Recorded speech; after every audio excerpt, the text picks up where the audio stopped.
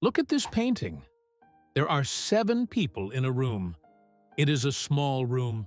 You can tell because everyone's elbows are almost touching the walls. There is a table. There is a window in the back, very small and dark outside. 3 men have broken in. They are doing terrible things. On the left, a man is being hanged. His eyes are shut. His mouth is open. One of the intruders holds the rope. Another twists his arm the wrong way. The man hangs like a puppet. In the center, a woman is tied to a post. Her back is to us. She is wearing red stockings, and her arms are pulled behind her. She can't move. She can't turn around. And on the right, another woman is being dragged out by her hair. Her body is limp. She looks unconscious. There is a candle on the table. It's still burning. And on the floor, there is a dog. The dog is the only one looking outward.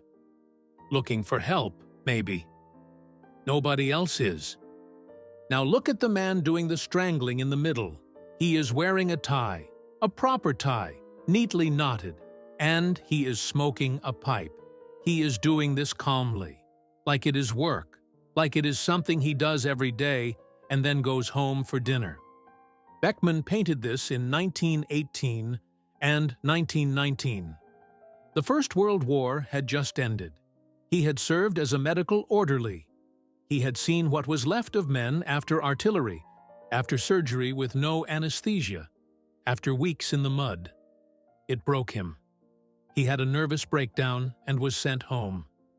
And when he recovered, this is what he painted. Not a battlefield, not a soldier, a room, a family.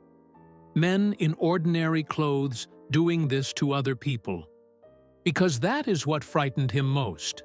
Not war in the abstract, but the person who can hurt someone and keep their tie on.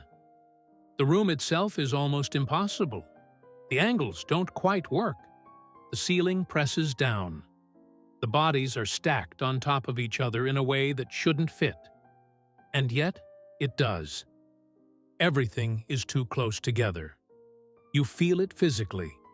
There is no exit, no space to breathe. And Beckmann did that on purpose. He said he wanted to conquer space in his paintings. Not depict it. Conquer it. He didn't want comfortable distance between you and what was happening. He wanted you inside the room. This is Departure.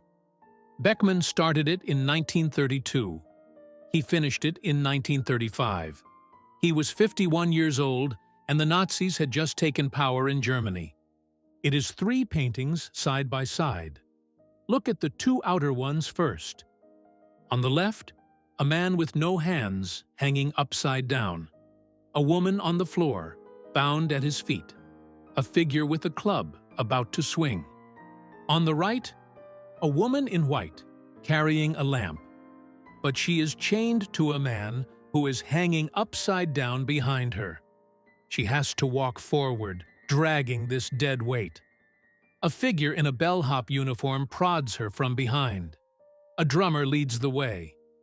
These are nightmare images. They feel medieval. They feel like something you would see carved into the walls of a church. A warning about what hell looks like. And then, the center. A boat. Calm water. Blue sky. There is a king in a golden crown. A woman holding a child. A fisherman. A soldier with his back turned, looking out to sea. They are not rushing. They are not afraid. The boat is leaving. Where to? We don't know. Beckmann said of this center panel, "The Queen carries the greatest treasure, freedom, as her child in her lap.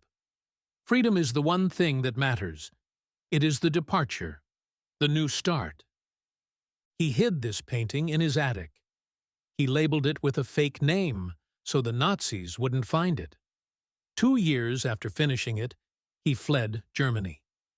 He went to Amsterdam and lived there for 10 years in a small studio, not allowed to show his work, waiting for a visa that kept not coming.